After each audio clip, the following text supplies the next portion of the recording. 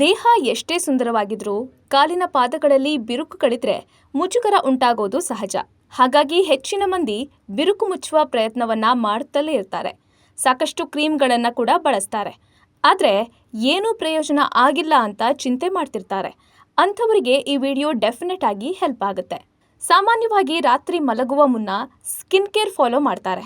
ಆ ರುಟೀನ್ನಲ್ಲಿ ಪಾದಗಳ ಕೇರ್ ಕೂಡ ಇನ್ಕ್ಲೂಡ್ ಮಾಡ್ಕೊಳ್ಳಿ.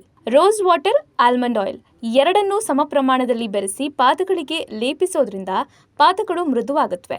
ದಿನವೂ ಅರಿಶಿನ ಲೇಪಿಸೋದ್ರಿಂದ ಕೂಡ ಫಂಗಸ್ ಕಡಿಮೆ ಆಗಿ ಹೊಳಪು ಬರುತ್ತೆ.